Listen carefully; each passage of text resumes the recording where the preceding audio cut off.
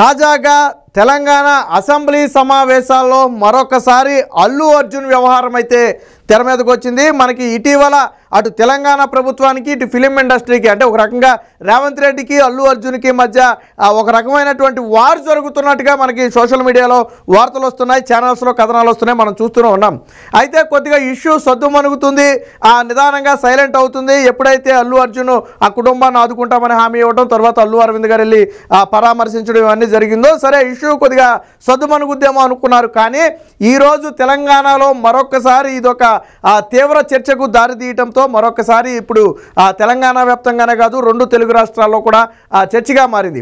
వాస్తవానికి ఒక ఫిలిం ఇండస్ట్రీకి చెందినటువంటి వ్యక్తిని అరెస్ట్ చేస్తే అది పొలిటికల్గా కూడా కొంత ఇంపాక్ట్ క్రియేట్ చేసే పరిస్థితి వచ్చింది. రెండు తెలుగు రాష్ట్రాల్లో కూడా ఖచ్చితంగా ఎంతో కొంత దీని ప్రభావం ఉంది. కొంత పొలిటికల్గా కూడా కొంతమంది నాయకులు అల్లు అర్జున్కి ఓన్గా సపోర్ట్ చేయడం, మరి కొంతమంది అల్లు అర్జున్ చర్య కరెక్ట్ కాదని విమర్శించడం మొత్తంగా చూస్తూనే ఉన్నాం. తాజాగా ఈరోజు రేవంత్ రెడ్డి అంటే ముఖ్యమంత్రి రేవంత్ రెడ్డి కూడా మాట్లాడుతూ అసలు ఏం జరిగింది, ఆ రోజు అల్లు అర్జున్ పోలీసులతో ఏ విధంగా ప్రవర్తించారు, థియేటర్ వద్ద ఏం జరిగింది, సంధ్యా థియేటర్ వద్ద అసలు తొక్కిసలాట వల్ల కదా ఒక మహిళ మృతి చెందడంతో పాటు వాళ్ళ అబ్బాయి ప్రస్తుతానికి ట్రీట్మెంట్ అయితే తీసుకున్నాడు, అదృష్టవశాత్తు కోలుకుంటున్నాడని నిన్న ఏదో ఆసుపత్రి వర్గాలు అయితే ఒక ప్రకటన కూడా చేసే కొంత సంతోషకరం. బట్ ఆల్రెడీ ఆ వ్యక్తి తల్లిని అయితే కోల్పోయాడు. ఇప్పుడు ఆ కుటుంబానికి లేచి రేపొద్దున హాస్పిటల్ నుంచి బిడ్డ బయటకు వస్తే తల్లి ఏదంటే సమాధానం చెప్పలేని పరిస్థితి. సో ఈరోజు రేవంత్ రెడ్డి చాలా స్పష్టంగా చెప్పారు, ఆ రోజు సంధ్యా థియేటర్కి ఒకటే గేటు ఉండటం జరిగింది. ఆ గేటులోకి ఎప్పుడైతే అల్లు అర్జున్ వస్తున్నాడని తెలిసిందో మిగతా పబ్లిక్ అంటే ఎవరైతే అభిమానులు ఉంటారో మిగతా థియేటర్స్ వద్ద అభిమానులు ఉంటారో వాళ్ళందరూ కూడా థియేటర్ వద్దకు వచ్చారు. ఒకటే గేటు ఉండటంతో అల్లు అర్జున్ కారు లోనకి రావడం కోసం గేట్ ఎప్పుడైతే ఓపెన్ చేశారో అప్పుడు ఒక్కసారిగా మీద పడిపోవడం జరిగింది. ఇదే సమయంలో అల్లు అర్జున్ని టాప్ రూఫ్ ఓపెన్ చేసి ఏదైతే కారు రూఫ్ ఉంటుందో దాన్ని ఓపెన్ చేసి బయటకు వచ్చి అభివాదం చేశాడు. ఒకవేళ అల్లు అర్జున్ అది కూడా చేయకుండా కారులో లోనకి వెళ్ళిపోయి ఉంటే సరే అభిమానులు ఒక 5 నిమిషాలకో 10 నిమిషాలకో కొంచెం సైలెంట్ అవుతురు, ఇష్యూ సద్దుమనుగునేమో. ఎప్పుడైతే అల్లు అర్జున్ రూప్ ఓపెన్ చేసి టాప్ మీదకి బయటకు వచ్చాడో అప్పుడు ఒక్కసారిగా అభిమానులు ఎగబడే ప్రయత్నం చేశారు. సాధారణంగా అభిమానులు అంటే కరచాలనం ఇవ్వాలనో లేదా దగ్గరగా సెల్ఫీ తీసుకోవాలనో లేదా దగ్గరగా రావాలనో సాధారణంగా అది ఎప్పుడు జరిగేదే. ఇదే సమయంలో బౌన్సర్లు ఎవరైతే ఉన్నారో వాళ్ళు తీవ్రంగా వెనక్కి నెట్టడం జరిగింది. వాళ్ళేమో అల్లు అర్జున్ మీద పడే ప్రయత్నం చేస్తే బౌన్సర్లు ఏమో వెనక్కి నెట్టే ప్రయత్నం చేశారు. ఒకేసారి పరిమితికి మించిన జనం అక్కడ ఉండటం, దాని కాంపౌండ్ కూడా ఒకటే గేటు ఉండటం, బయటకి ఎటు తప్పుకోవడానికి లేకపోవడంతో ఒక్కసారిగా తీవ్ర తొక్కిసలాట జరిగింది. సో ఆ క్రమంలోనే ఈ ఘటన అయితే జరిగిందని చెప్పడం జరిగింది. రెండోది ఏంటంటే అల్లు అర్జున్ లోన ఆ సినిమా చూసే సమయంలో కూడా ఆయన బాల్కనీ మీద కూర్చున్నారు. బాల్కనీ మీద కూర్చుంటే కింద నుంచి పైకి అందరూ కూడా సినిమా చూడటం అనేసి అల్లు అర్జున్కి అభివాదం చేయడానికో లేదా ఆయన కలవడానికో ఫోటో కోసమో విపరీతంగా పైకి ఎగబాకే ప్రయత్నం అంటే ఒకళ్ళ మించి ఒకళ్ళు పైకి వెళ్ళే ప్రయత్నం చేశారు. సో అది కొంత లోన తీవ్ర ఉద్రిక్తతను రేకెత్తించిందని ఈరోజు రేవంత్ రెడ్డి చెప్పడం జరిగింది. రెండోది రేవంత్ రెడ్డి ఈరోజు చెప్పింది ఏంటంటే అల్లు అర్జున్ పోలీసులతో కొంత అమర్యాదగా ప్రవర్తించారు.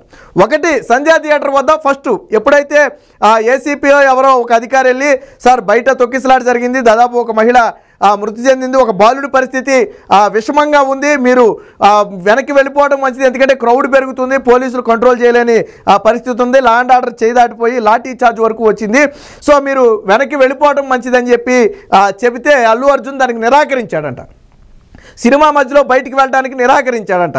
సో అప్పటికే బయట ఒక ప్రాణం పోయి ఉంది. సో వెంటనే ఈ విషయం పై అధికారులకు చెప్తే ఆ ఏసీపీ పై అధికారులు వచ్చేసి వాస్తవానికి విచిత్రం ఏంటంటే పోలీసులు లోనికి వెళ్ళలేదంట సినిమా హాల్ సిబ్బంది, పోలీసులనే లోనికి వెళ్ళనివ్వలేదంట సినిమా హాల్ సిబ్బంది. ఎందుకు అల్లు అర్జున్ కలిసి ఇలాగా విషయం చెప్పాలి, లోనికి వెళ్ళమంటే వాళ్ళు బౌన్సర్లు కానివ్వండి లేదా సినిమా హాల్ యాజమాన్యం కానివ్వండి ఆ హీరో దగ్గరికి వెళ్ళొద్దు, ఇప్పుడు డిస్టర్బ్ అవుద్ది, లోన్ ఏదో సినిమా నడుస్తుంది కదా అని చెప్పి కొంత అడ్డుకునే ప్రయత్నం చేస్తే పై అధికారి వచ్చి వెంటనే మొత్తం అందరినీ లోన్ వేయాల్సి వద్దని ఒక సీరియస్ వార్నింగ్ ఇచ్చి ఎవరైతే అడ్డుకున్నారో వాళ్ళందరినీ పక్కకి లాగపడేసి అల్లు అర్జున్ దగ్గరికి వెళ్ళి ఆ విషయం కూడా చెప్పడం జరిగిందట. లా అండ్ ఆర్డర్ పూర్తిగా కంట్రోల్ తప్పింది, మీరు ఖచ్చితంగా బయలుదేరి వెళ్ళకపోతే తర్వాత తీవ్ర పరిణామాలు ఉంటాయని కొద్దిగా గట్టిగా చెబితే అప్పుడు అల్లు అర్జున్ బయటికి వెళ్ళే ప్రయత్నం చేశాడు. ఇక్కడ ఇంకొక విషయం ఏంటంటే బయట జరిగిన ఘటన దురదృష్టకర ఘటన. అప్పటికే ఒక మహిళ మృతి చెందింది, కొంతమంది గాయాలయ్యాయి, బాబు అస్వస్థత స్థితిలో ఉన్నాడు. ఇదే సమయంలో రేవంత్ రెడ్డి చెప్పింది ఏంటి, అల్లు అర్జున్ తిరిగి వెళతా కూడా మళ్ళీ ఆ టాప్ మీద రూప్ మీదకి వెళ్ళిపోయి మళ్ళీ అభివాదం చేసుకుంటూ వెళ్ళే పరిస్థితి వచ్చింది. ఆల్రెడీ ఒక ప్రాణం పోయింది, ఆల్రెడీ పోలీసులు విషయం చెప్పారు, చెప్పిన తర్వాత కూడా అభిమానులకు అభివాదం చేసుకుంటూ వెళ్ళటం అంటే ఇది ఒక నిర్లక్ష్యమైన ధోరణి, కనీసం ప్రాణానికి ఆ విలువ కూడా లేకుండా ప్రవర్తించారనేది ఈరోజు రేవంత్ రెడ్డి చెప్పింది. దీంతో పాటు పోలీసుల దగ్గర ఇంకొకటి 11 రోజుల తర్వాత 10 రోజుల తర్వాత అల్లు అర్జున్ పేరు కూడా ఇందులో ఉంది కాబట్టి మీకు నోటీసులు వస్తాయి, విచారణకు రావాల్సి ఉంటుందని చెప్పడానికి వెళితే ఆ పోలీసులతో కొంత అల్లు అర్జున్ అమర్యాదగా ప్రవర్తించాడు, కాబట్టి మీరు విజువల్స్లో కూడా చూడండి అని చెప్పి అసెంబ్లీలో రేవంత్ రెడ్డి అయితే చెప్పడం జరిగింది. ఓవరాల్గా పోలీసులు విధి నిర్వహణలో కరెక్ట్గానే ఉన్నారు. ముందస్తు సమాచారం లేకుండా రావటం, అందులో ఆ థియేటర్కి ఒక గేటే ఉండటం, ఆయన రూప్ మీదకి రావటం, ఇవన్నీ కూడా ఈ ఘటన జరగడానికి ప్రధాన కారణం. ఒకవేళ అల్లు అర్జున్ వచ్చి ఉండకపోతే ఎక్కడ ఏ ఘటన జరిగేది కాదు.